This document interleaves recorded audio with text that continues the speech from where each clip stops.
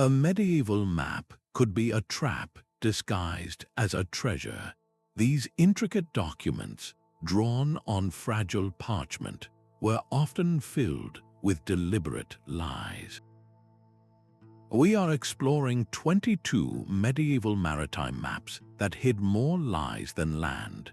This journey will reveal why cartographers embedded falsehoods into their work and what these deceptions tell us about the fears and ambitions of their time. You will discover how a single fictional island could redirect the course of exploration, or how a distorted coastline might spark a war. We will see maps that placed paradise on Earth and charts that warned of sea monsters to conceal trade routes. By the end, you will never look at a map the same way again, understanding them as powerful tools of narrative control. How much of the world we know was built on a foundation of cartographic fiction? The candle flickered, casting long shadows across the vellum as the monk's hand hesitated.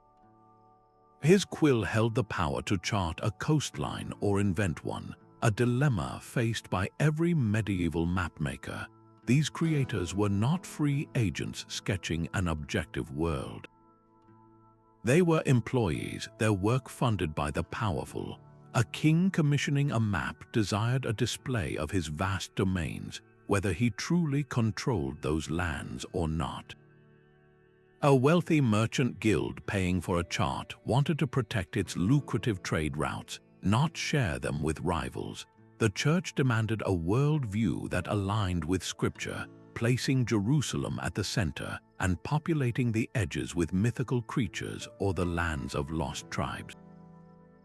Accuracy was a secondary concern, often a dangerous one. To challenge a patron's worldview with inconvenient truths could mean losing patronage or worse. So the cartographer became a weaver of strategic fictions. Their maps became tools of propaganda, advertisements for empire, and theological statements. The lies were not mere mistakes, they were the point. This constant tension, this dance between the truth of geography and the demands of power, gave birth to the cartographic deceptions we can still decipher today. To understand the maps, we must first understand the three primary tools these artists of deception used to reshape reality. The cartographer's quill, then, was a weapon of mass persuasion. To wield it effectively required a subtle arsenal of deception, techniques designed to mislead without provoking outright disbelief. The most elegant of these tricks was the Phantom Island.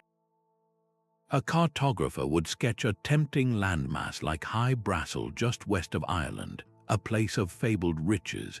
For an explorer sponsored by a rival kingdom, this was a siren's call, a decoy to lure their ships and resources into a fruitless, years-long search across the empty ocean. Meanwhile, the mapmaker's patron could focus their own expeditions on the real, profitable routes. Coastlines were another canvas for lies. A friendly port might be drawn exaggeratedly large and close, a promise of safe harbor to encourage trade. A rival's coastline, however, could be shrunk, twisted, or marked with jagged, impossible cliffs, a visual deterrent to any merchant considering an alternative. And what of the vast, empty spaces of the sea? These were filled with artistic embellishments that served a strategic purpose.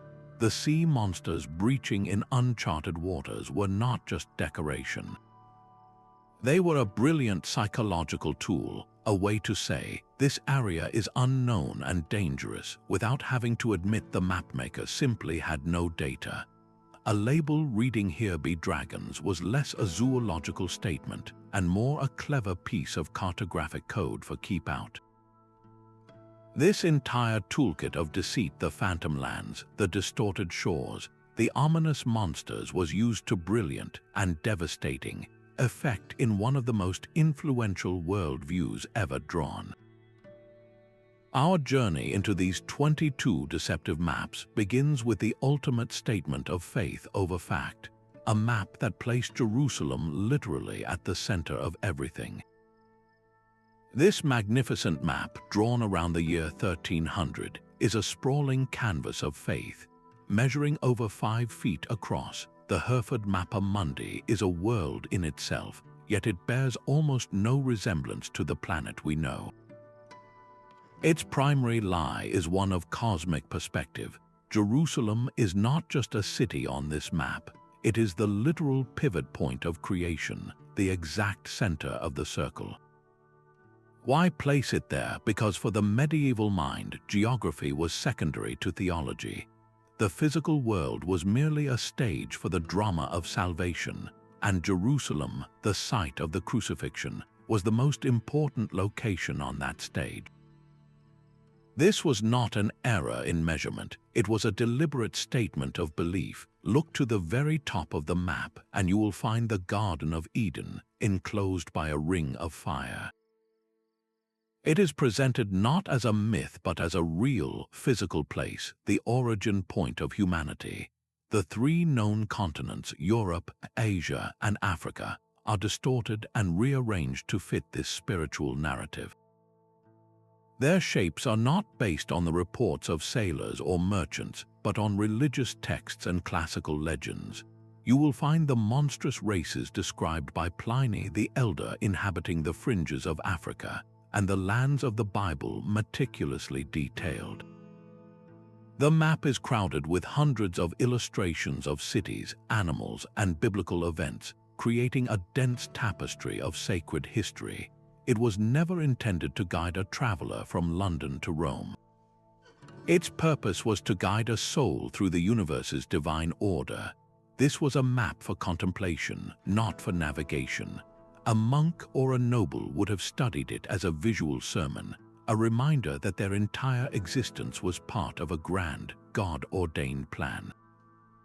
The distances were irrelevant. What mattered was the spiritual significance of each location. The map's distortion reflects a society where the ultimate truth was not a matter of empirical observation, but of divine revelation. Yet, even as the Hereford Mappa Mundi was being created, this worldview was starting to fracture. A new kind of map was emerging from the bustling port cities of the Mediterranean, one built not for prayer but for profit. These were the Portolan charts, and their lies were far more worldly and financially motivated. While the Hereford map charted the path to heaven, the Catalan Atlas was designed to guide merchants toward earthly fortunes. Crafted on 6 panels of vellum in the year 1375 by the Majorcan cartographer Abraham Cresques, this map was a dazzling declaration of a new era. It stretched from the Atlantic coasts of Europe and Africa all the way to the courts of China, a known world reimagined not for monks but for monarchs and merchants. Its incredible detail, however, was a carefully curated performance. This was less a geographical record and more an instrument of commercial espionage, a web of trade secrets disguised as a work of art. Cresques filled his atlas with the most current knowledge available, but that knowledge was a commodity to be controlled. The sources of immense wealth, the gold mines of West Africa, the spice routes of Asia, the Silk Roads, were the map's most valuable secrets. Presenting them with complete honesty would have been commercial suicide for the Kingdom of Aragon, which Cresques served. So, the cartographer's pen became a tool for economic warfare. A port city controlled by a rival like Genoa might be subtly omitted from a coastline or its harbor drawn to look shallow and treacherous. Meanwhile, safe anchorages friendly to Catalan and Aragonese merchants were rendered with perfect, inviting clarity. The most telling detail is the lavish illustration of Mansa Musa, the legendary king of Mali. He sits enthroned, holding a massive gold nugget, a not-so-subtle signal to European traders about where their fortunes could be made. This was targeted advertising, a deliberate nudge to direct commercial energy toward a specific, lucrative goal. The Atlas beauty, with its winged roses and gilded illustrations, was the bait. The lies and omissions woven into its geography were the trap, ensuring that economic advantage remained with the mapmaker's patrons. This theme of using a map to promote a powerful, mythical ruler takes an even more dramatic turn with our next chart, which promised European kings an ally who did not exist. Yet the promise of an earthly paradise paled beside the desperate hope for a savior. For over 300 years, European maps featured a kingdom that was pure fantasy, a Christian empire of immense power and wealth ruled by the legendary Prester John. This was a lie born not from greed but from fear. Christian Europe felt encircled by the expanding Islamic world, and the idea of a mighty Christian ally waiting in the distant East or later in the depths of Africa was a psychological lifeline. Maps became the primary vehicle for this hope, transforming a rumor into a cartographic fact. In editions of the popular book The Travels of Sir John Manville, which blended real accounts with pure fiction, maps would confidently place the kingdom of Prester John somewhere beyond the Holy Land. His domain was drawn as a sprawling, prosperous territory, often near the mythical River of Paradise. This was not a simple mistake. It was a deliberate act of geopolitical encouragement. By placing this powerful ally on the map, cartographers and their patrons were effectively creating a goal for explorers and a justification for crusaders. A voyage into dangerous territory was not a reckless gamble if it promised a strategic alliance that could turn the tide against a common enemy. The lie was so potent, so comforting, that it persisted on maps for centuries, long after expeditions failed to find any trace of this Christian king. It reveals a profound truth about medieval mapmaking. When faced with a terrifying reality, it was sometimes easier to draw a desired future than to document an unsettling present. This collision between hopeful fantasy and harsh reality would define the next great wave of exploration, as sailors pushed past the edges of the known world into the vast, empty expanse of the Atlantic Ocean, where the maps they carried were about to be proven utterly wrong. But the most potent lies are not always born in the medieval era. The case of the Vinland map proves that the temptation to deceive with cartography is timeless. This document, which surfaced in the 1950s, caused a seismic shock in the historical world. It appeared to be a 15th century map of the world, but with one astonishing addition: a landmass west of Greenland labeled as Vinland. If genuine, it would be the first known map to show any part of the Americas, predating Columbus's voyage by decades and providing stunning proof of Norse exploration. The implications were staggering, a secret so profound it would have rewritten the history of discovery. The map itself tells a compelling story of knowledge withheld, a cartographic whisper of a new world known only to a select few. Yet the truth of the Vinland map is a lie of a different sort. Rigorous scientific analysis, including ink testing, has overwhelmingly concluded it is an ingenious 20th century forgery. The deception was not crafted by a medieval monk to please a patron, but by a modern hand seeking to create a historical sensation, driven by the immense prestige and financial reward such a discovery would bring. Its power lies in its perfect embodiment of our theme. As a supposed medieval artifact, it represents the ultimate hidden truth.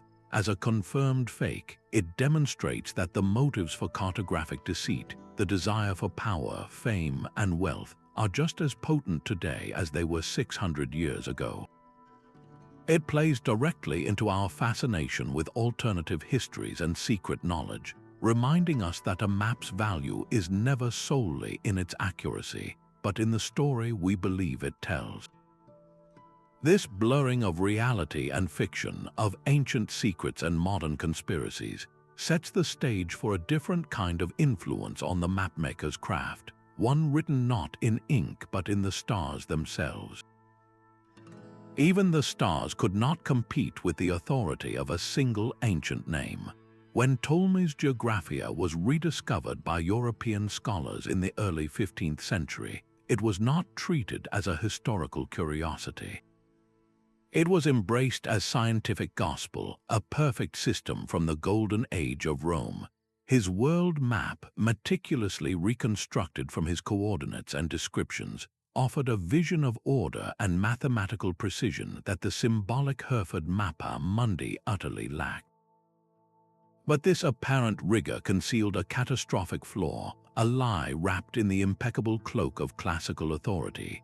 Ptolemy had calculated the Earth's circumference, but his figure was wrong, underestimating the planet's true size by a staggering margin. Compounding this error, his map depicted the Indian Ocean as a giant inland sea, completely enclosed by a southern landmass that connected Africa to Asia. For a scholar in a Florentine library, this was an elegant, complete system. For an explorer, it was a potentially fatal deception. The map's most dangerous quality was its credibility.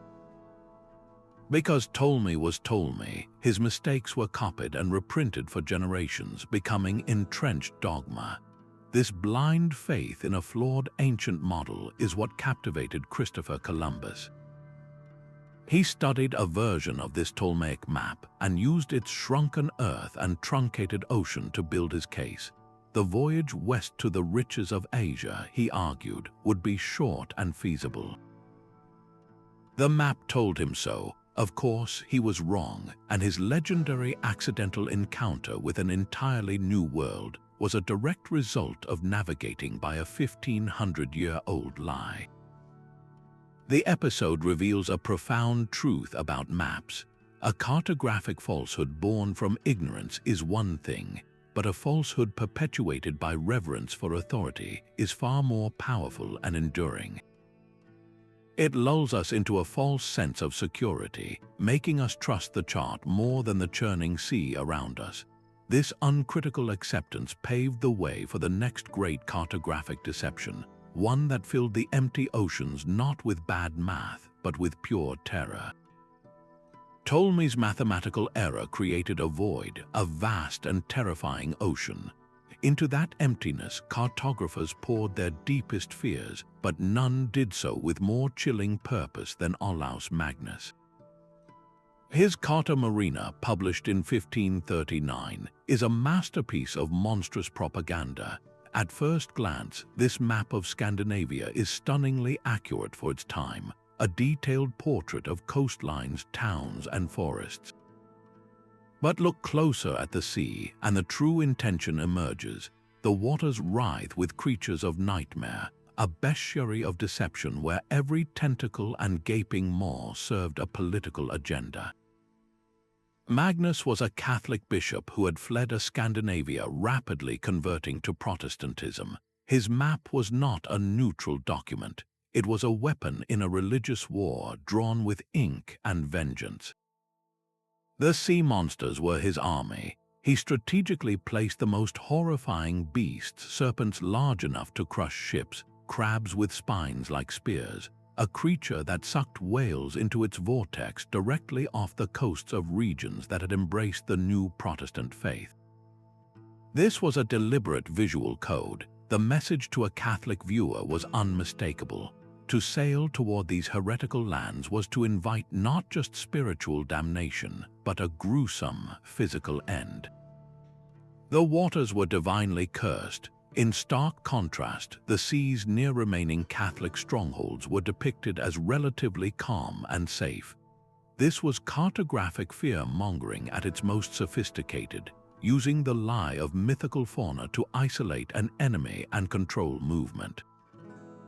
A merchant considering trade with a Protestant port would see the Carta Marina and think twice. The monsters were a brilliant, chilling shorthand for spiritual and political danger, a lie that made a complex religious conflict terrifyingly simple and visceral. This tactic of using the map itself to sabotage a rival would soon be refined. stripping away the religious pretext to serve a far more worldly god, commerce. The Medici Atlas, with its precise web of room lines, represents the pinnacle of practical navigation. These Portolan charts were the lifeblood of Mediterranean commerce, their coastlines traced from the direct experience of sailors, not the speculations of scholars. A captain could trust the angles of these lines to plot a true course from port to port, yet this very trust was the foundation for a more insidious form of deception. Because the chart was so accurate in the places a sailor could verify, its lies in the areas he could not were all the more believable. A cartographer, perhaps in the employ of the Venetian Republic, would render the coastline of a rival Geno's port with perfect fidelity. But just beyond that familiar headland, a small, crucial detail would be altered. A newly discovered, deep water anchorage that offered shelter from storms might be omitted entirely, left as a blank space on the parchment. Alternatively, the approach to a competitor's key trading post could be adorned with symbols warning of non-existent shoals or treacherous currents. These were not grand fantasies like Prester John's kingdom. They were surgical strikes of misinformation designed to inflict economic damage. Possessing an accurate chart was a monumental advantage, so much so that these documents were treated as state secrets, their creation and distribution tightly controlled. To alter one was an act of commercial warfare, a way to steer wealth toward your own city's coffers by subtly steering rival captains toward inconvenience or danger.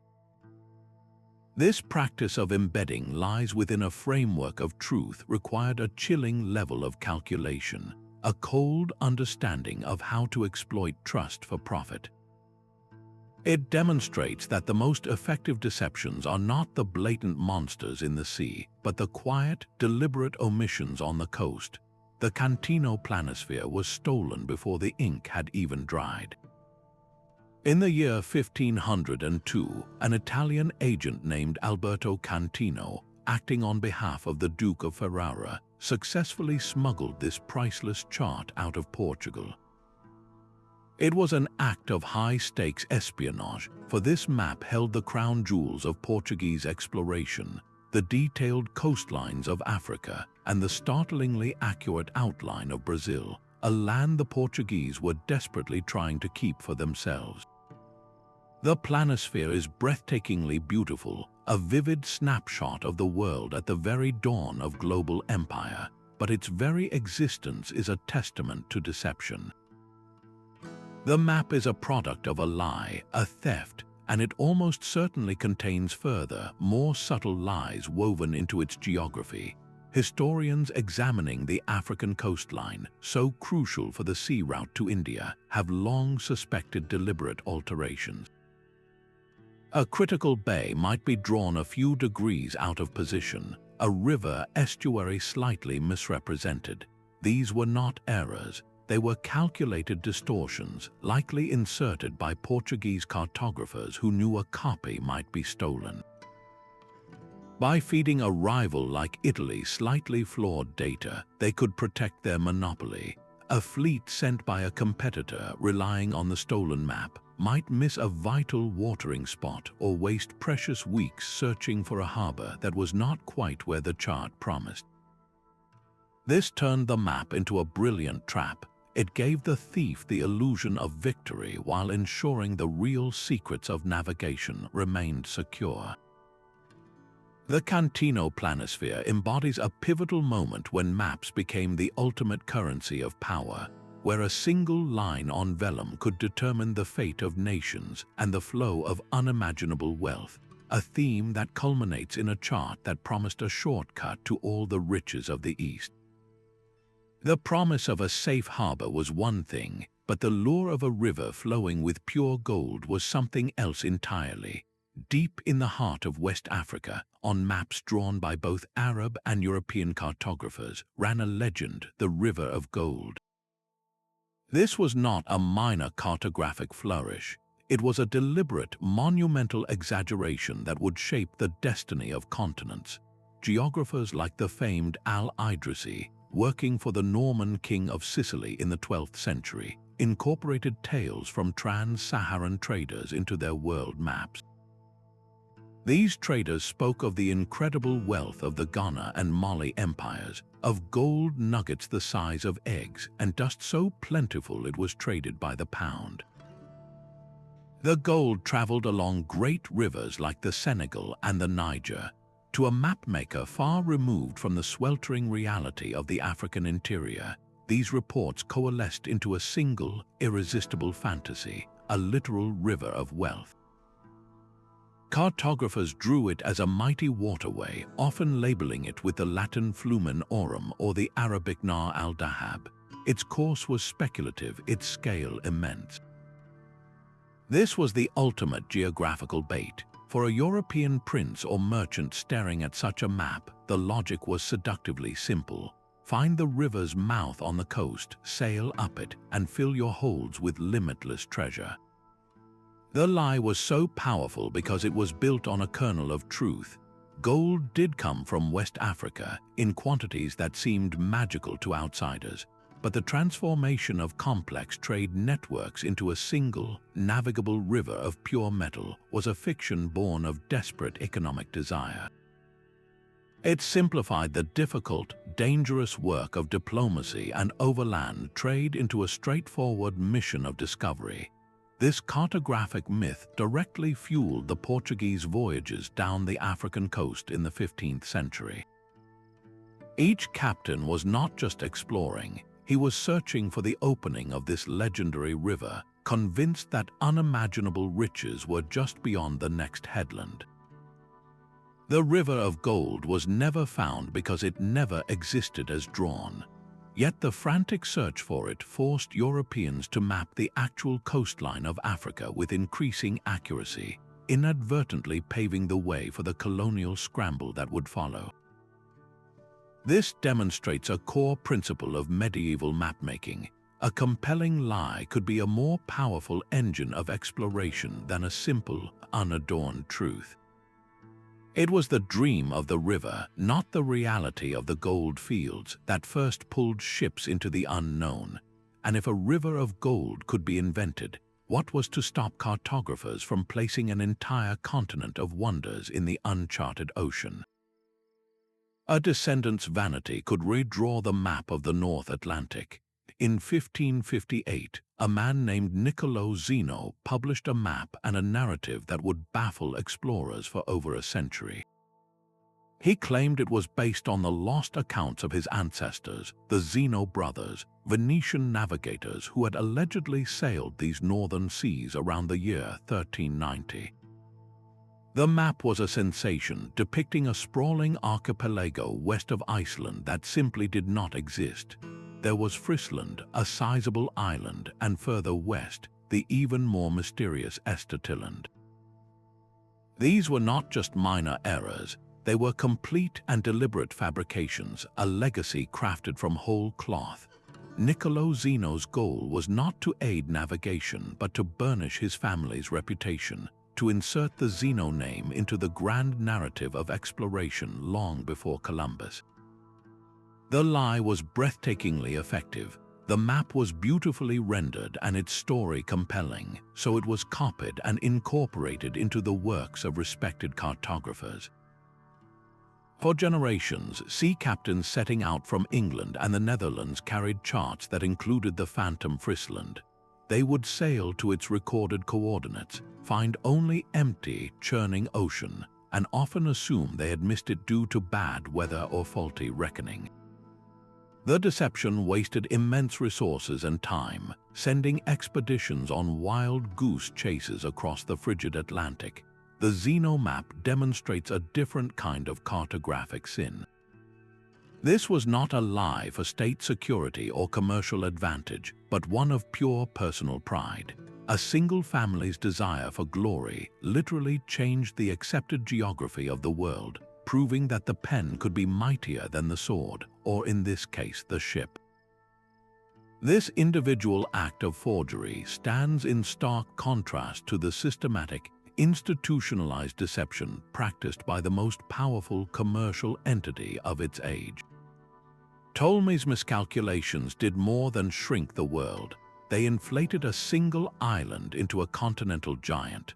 On his world map, the island known to the Greeks as Taprobane, which we call Sri Lanka, is not a modest jewel in the Indian Ocean. It is a behemoth sprawling across the sea, nearly as large as the entire Indian peninsula beside it. This was not a simple error in navigation. It was a cartographic declaration of immense value. For traders and geographers of the ancient and medieval world, Taprobane was legendary, a place whispered about in markets from Rome to Alexandria. It was the source of priceless gems, fragrant cinnamon, and exotic spices. Its wealth was so profound that it distorted perception. A place of such commercial significance simply had to be grand in scale. The mapmaker's pen, influenced by these tales of abundance, responded by making the island's physical footprint match its economic footprint. This is what we might call a lie of significance. On a medieval map, the size of a country or city was rarely just a measurement. It was a value judgment. A powerful kingdom deserved a wide border. A holy city demanded a prominent dot. A center of trade warranted a coastline that commanded attention. For centuries, as Ptolemy's work was faithfully copied by medieval scholars who had never sailed those waters, Taprobane remained a giant. Its exaggerated presence on the parchment sent a clear, albeit false, signal to any ruler or merchant studying the chart. Here lies a prize of unimaginable worth. This principle, that importance could be literally drawn as size, was applied to the ultimate prize of all, a location that was not just a trading post but the very origin of humanity. But the most profound distortion of all was reserved for the Garden of Eden itself. While the Hereford Mappa Mundi placed paradise at the edge of the world, another family of maps went even further, redesigning the entire planet as a stage for its final destruction. These were the Beatus maps, and their geography was not of this earth but of the end times, based on the commentaries of an 8th century monk named Beatus of Lirbona.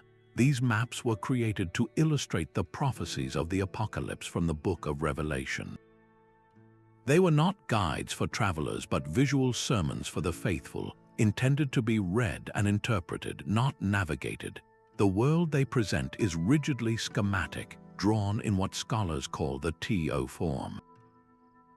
Imagine a perfect circle representing the world. Inside, a T-shape divides the continents, with Asia occupying the entire top half, a vast land of biblical significance. The vertical stem of the T is the Mediterranean Sea, separating Europe on the left from Africa on the right, while the crossbar is formed by the Nile and the Don rivers. This was not a failed attempt at accuracy.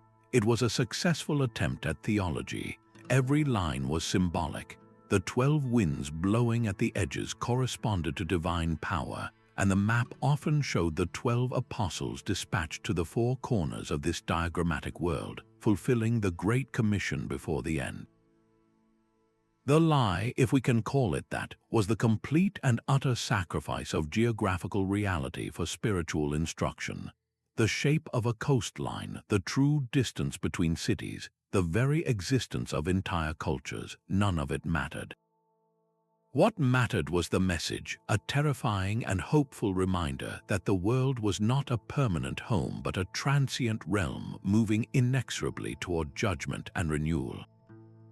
To study a Beatus map was to receive a warning and a promise, all encoded in a simple, elegant circle. This spiritual cartography represents a final, powerful stand of a world view where faith dictated form, a worldview that was about to be shattered by a new breed of mapmaker armed with compasses, not scriptures. Martin Waldseemüller's wall map of 1507 did more than chart geography, it performed an act of baptism. In bold letters across the southern continent, a name appears for the very first time: America. a tribute to the explorer Amerigo Vespucci. Yet this landmark of recognition is built upon a foundation of pure speculation. The map correctly shows South America as a landmass separate from Asia, a revolutionary idea. But it then fills the resulting void with a colossal, empty ocean, a vast expanse of water that had not yet been crossed or confirmed by any European voyage.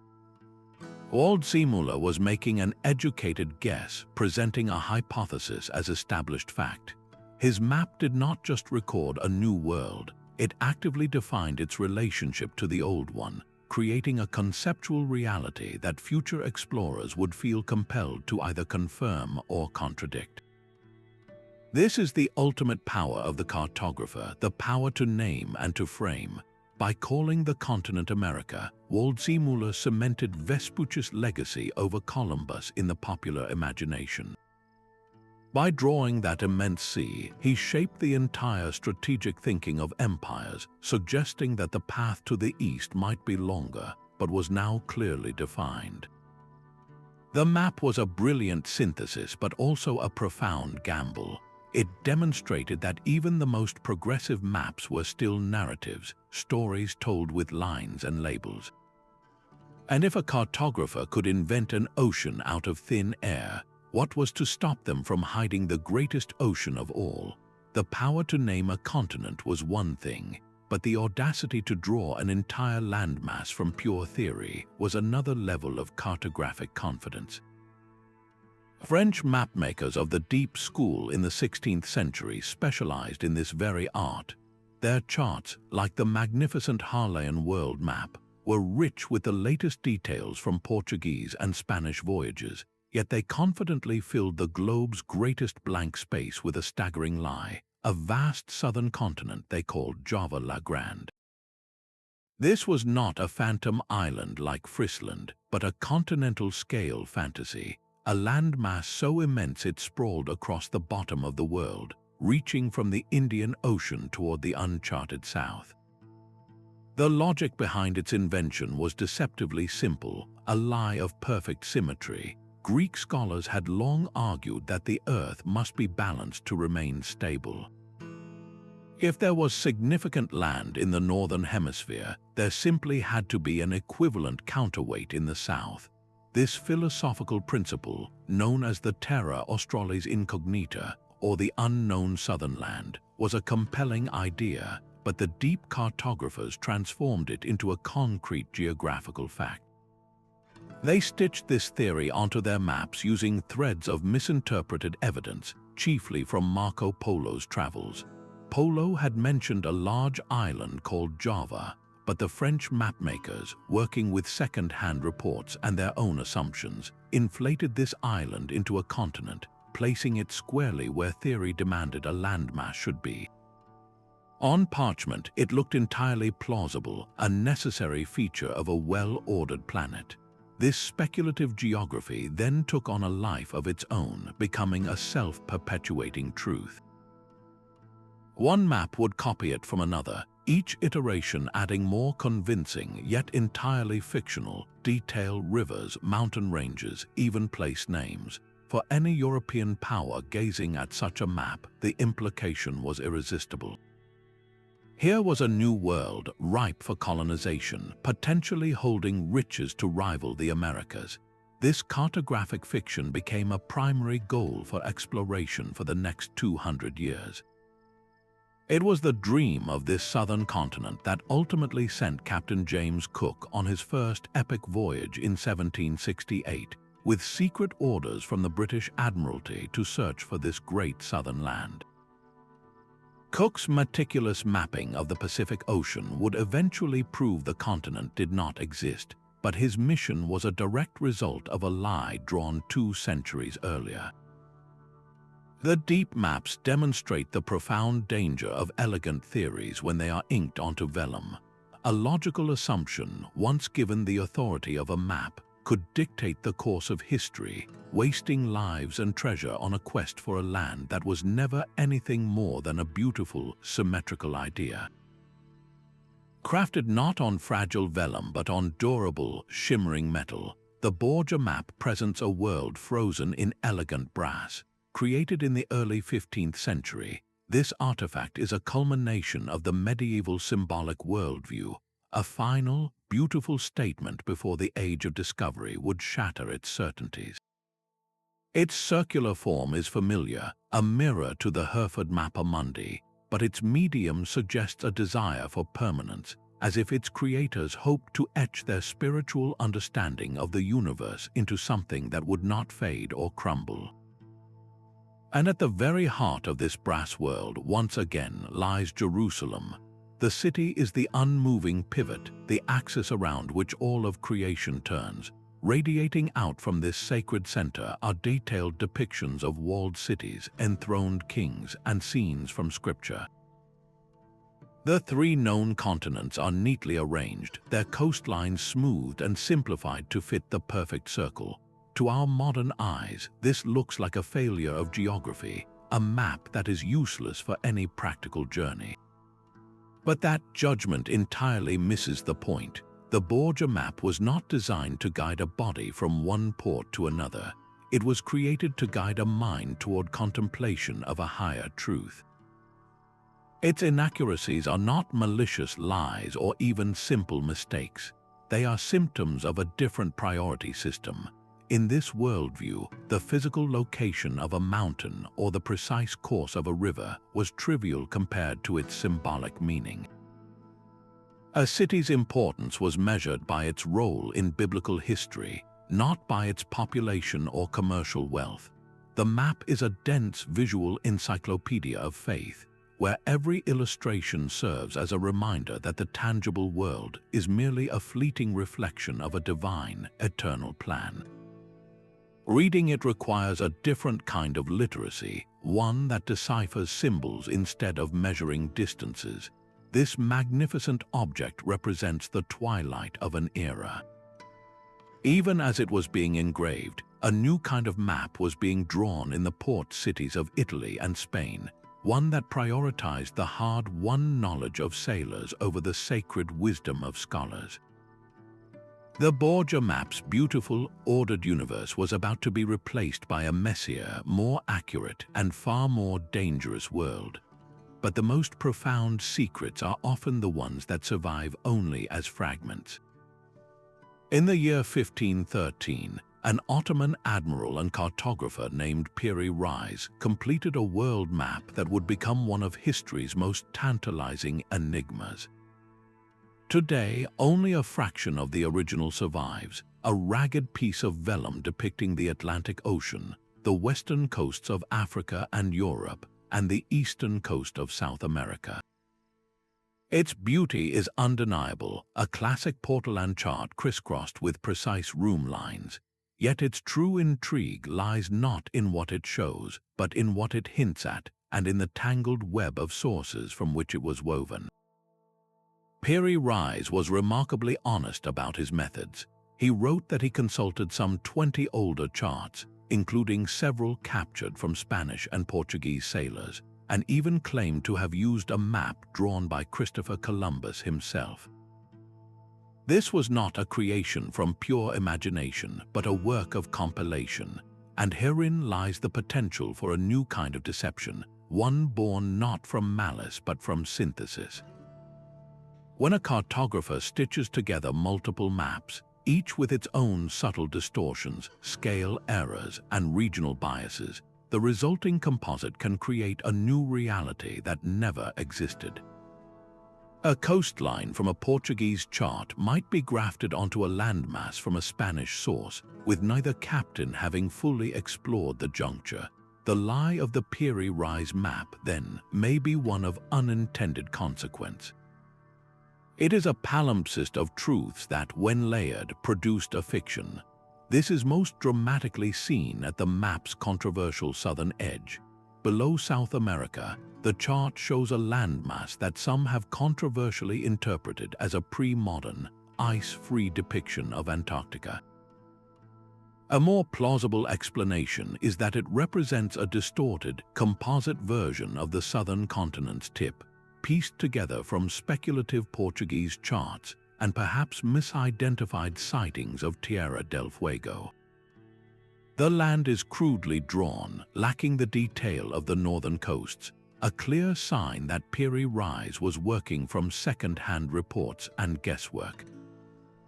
The map becomes a puzzle where truth and error are intricately woven into a single fabric, impossible to fully separate. It demonstrates that a map's inaccuracy is not always a deliberate falsehood. Sometimes it is the inevitable result of trying to create a unified picture from a chorus of conflicting voices, each claiming to sing the same song of the world. This complexity of compilation leads us directly to the most pervasive and subtle form of cartographic deception, one that manipulated the very scale of reality itself. But even a map celebrated for its accuracy can harbor a quiet, profound bias. The Go Map of Britain, created around the year 1360, is a landmark of cartography, the first surviving map to show the island with a recognizable shape and a network of towns connected by red lines representing roads. It feels like a step toward modernity, a practical tool, yet a closer look reveals a world deliberately warped by political gravity. The southern part of England, the seat of royal power and the nation's commercial wealth, is rendered with remarkable care. The coastlines curve with a semblance of reality, and towns like London and Canterbury are placed with precision, but follow the roads north, and the map begins to breathe a lie of emphasis.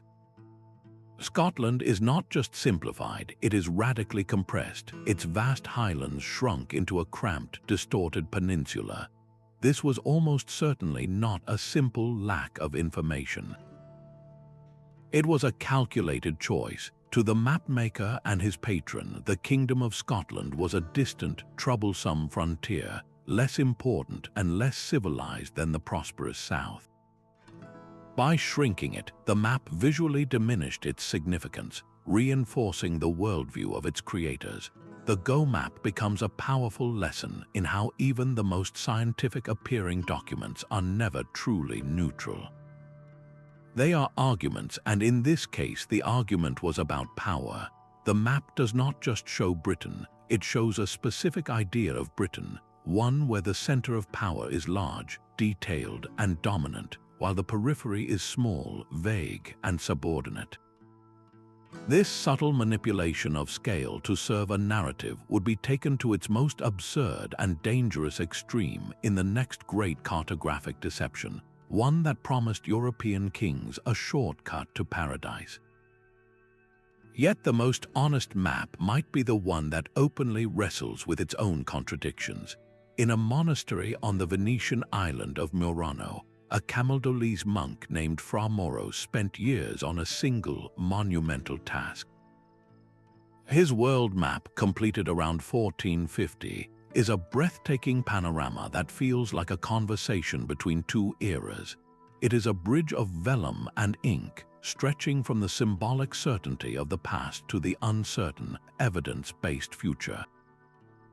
Fra Mauro had access to something his predecessors lacked, a constant stream of reports from Venetian galleys and Arab traders returning from beyond the horizon. He listened, and he dared to challenge the greatest geographical authority of all, Ptolemy. Where Ptolemy's map showed Africa connected to a southern landmass, enclosing the Indian Ocean, Fra Mauro boldly depicted Africa as a continent that could be sailed around. He wrote directly on the map that he was contradicting the ancient geographer based on what he called trustworthy sources, a revolutionary act of intellectual independence. But the map's other hand still clings tightly to the old world. There, in the heart of Africa, sits the sprawling kingdom of Prester John, drawn with the same confident detail as real nations. This is the map's central lie, not one of malice but of hesitation. Fra Mauro could accept the new fact of a circumnavigable Africa, yet he could not let go of the comforting myth of a Christian ally. His map is a portrait of a mind and an age in transition, where every new piece of data had to be weighed against 1,500 years of tradition. The inaccuracies are not failures, but symptoms of a profound intellectual struggle. They reveal the immense difficulty of abandoning a beautiful, ordered universe for a messy, incomplete, but truthfully observed one. Fra Mauri's honest hesitation would soon be replaced by a new, more confident kind of deceit, one that used the emerging language of science not to explore, but to exclude. A map could be the ultimate royal portrait, not of a face but of an empire. The Miller Atlas, presented to King Manuel I of Portugal in 1519, is precisely that, a breathtakingly beautiful piece of state propaganda masquerading as geography. Its pages shimmer with gold leaf, depicting coastlines from Brazil to the Spice Islands, each discovery a jewel in the Portuguese crown. But look beyond the artistry, and you find a carefully constructed narrative of power and piety. The wealth of these new lands is not just recorded, it is exaggerated. Cities are drawn larger, rivers more plentiful, and the native peoples often depicted in poses of submission or admiration. The underlying message to any foreign diplomat who viewed this atlas was unmistakable. Portugal was not just a kingdom, it was a divinely ordained global empire. The cartographers, Lopo Homum and the Rionel family, were not merely geographers. They were image makers for a king who styled himself Lord of the Conquest, Navigation, and Commerce of India, Ethiopia, Arabia, and Persia. The atlas systematically downplays the parallel achievements of their great rival, Spain. The Treaty of Tordesillas, which divided the New World between the two powers, is implicitly honored, but the Portuguese side of the line is rendered with vibrant detail and promise, while the Spanish territories fade into comparative obscurity. This is the lie of omission and emphasis, a cartographic strategy to make Manuel's reign appear uniquely blessed by God. The maps were less a tool for sailors and more a performance for courts, designed to inspire awe and secure political alliances. This sophisticated use of the map as a public relations tool marks a final evolution in our story. The medieval mapmakers' subtle deceptions, born in monastic scriptoria, have now been fully co-opted by the state, becoming a central instrument of modern power. The legacy of these 22 cartographic lies is not simply a collection of old mistakes. It is the realization that every map we hold today is still a story, told by someone with a purpose. Jean Rotz understood that a map was not just a possession but a passport to royal favor. A French hydrographer of exceptional skill, he had previously served Henry VIII of England, a king notorious for his mercurial temper and his desperate need for naval supremacy. Rotz's atlas, presented to Henry in 1542, was a masterpiece of the Dieppe school, filled with exquisitely rendered coastlines and advanced navigational diagrams. It represented the cutting edge of geographic knowledge, but Rotz was a man navigating the treacherous waters of 16th-century court politics as carefully as any ship captain charted a reef. His career, and perhaps his life, depended on the value of the secrets he carried in his head and on his parchment. When he eventually left English service, the knowledge within his atlas became a volatile commodity. What truths did he carry to his next patron? And more importantly, what lies might he have embedded to protect himself? A cartographer changing masters faced an impossible choice. To please a new king, he might exaggerate the weaknesses of his former employer's domains, perhaps subtly altering the defenses of a harbor he knew intimately.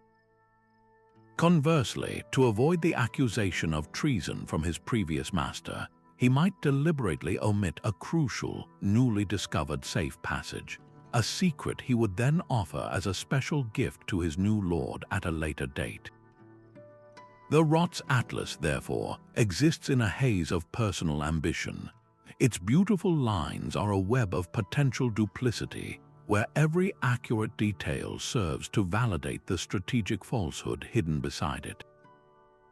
This was deception for survival, a reminder that the lies on a map were not always for God, gold, or glory. Sometimes they were simply for a job. This manipulation of trust on a personal scale would soon be dwarfed by a deception of national importance, one that promised to solve the greatest puzzle of the age. Battista Agnesi's workshop in Venice was a cartographic factory. In the mid-16th century, this prolific operation produced some of the most beautiful, yet ultimately deceptive, atlases of the era. His Portolan charts were masterpieces of elegant uniformity, with their precise room lines radiating like spiderwebs across vellum colored a soft sea green. They were not unique commissions for kings, but luxury items made for a growing market of wealthy merchants and minor nobles who desired the prestige of owning a world map. And this shift from bespoke creation to commercial production introduced a new, more mundane form of cartographic deceit. The lie of the Agnese Atlas was not one of strategic omission or national propaganda, but of simple, systematic carelessness. To meet demand, Agnesi's workshop reused the same copperplate engravings and tracing patterns for years, even decades. A coastline discovered to be wrong by a returning captain in 1540 might remain uncorrected in an atlas printed in 1555.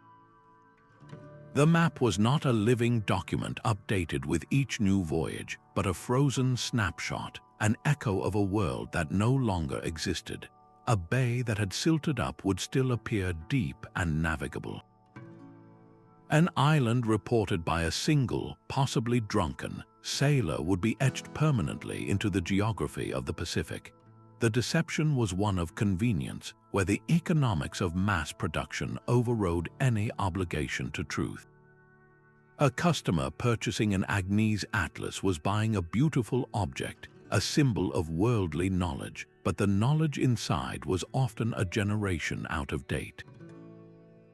This institutionalized inaccuracy represents a final, subtle evolution in our story. The cartographic lie was no longer just a tool for kings or a weapon against rivals. It had become a product, a commodity. The drive for profit created a new kind of falsehood, one where the mapmaker was not deliberately misleading you, but was simply no longer bothering to guide you correctly.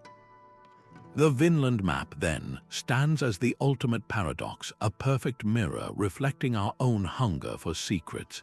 It presents the very kind of discovery we have been chasing all along, a hidden truth that rewrites history, yet it achieves this through the mechanics of a modern crime. To understand its power is to dissect the anatomy of a perfect hoax. The forgers did not simply draw a convincing coastline, they thought like medieval scribes. They sourced a genuine blank page from a 15th century book, ensuring the parchment itself would pass the first, crucial test. They concocted an ink that appeared ancient, but its chemical signature contained a telltale modern ingredient, anatase, a form of titanium dioxide that betrayed its 20th century origins.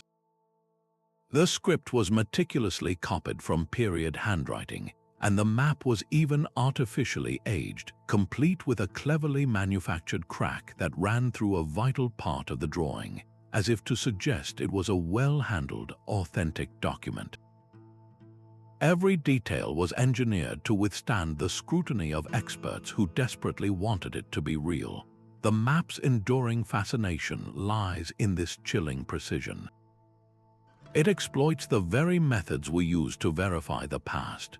We test the parchment, we analyze the ink, we study the script, and the Vinland map was built to pass each of these checks, appealing directly to our trust in science. It teaches a brutal lesson in source criticism. A document can be physically old yet intellectually fraudulent. The parchment was medieval, but the lines drawn upon it were a contemporary lie. This final deception brings our journey full circle. We began with maps that lied for faith, for power, and for gold. we end with a map that lied for the most modern of currencies, prestige. It proves that the motives for cartographic deceit are timeless. Whether crafted by a monk to please a bishop, a royal cartographer to protect a trade route, or a brilliant forger seeking fame and fortune, the map remains what it has always been, not a window to the world, but a story told by human hands, forever suspended between the land it reveals and the lies it conceals. The legacy of these 22 maps is etched not just on vellum but across continents. The cartographic lie was a seed that, once planted, grew into empires and conflicts. Consider the most consequential error of all, Ptolemy's shrunken Earth. That single miscalculation convinced Christopher Columbus that Asia lay just a few weeks' sail to the west. He was navigating by a 1,500-year-old falsehood, a mistake that led him not to the Spice Islands, but to an entirely new world. The accidental discovery of the Americas and the wave of colonization that followed was a direct result of a flawed map. It was a mistake that reshaped the globe for better and for incalculable worse. The Phantom Kingdom of Prester John had a similar, if less dramatic, effect. This comforting lie sent ambassadors on perilous journeys across deserts and seas, forging alliances with distant rulers in Ethiopia in the desperate hope that they were the legendary Christian king. The myth shaped foreign policy for generations, proving that a fictional character on a map could dictate real-world diplomacy. These were not passive errors gathering dust in a library. They were active forces, scripts that powerful men acted upon.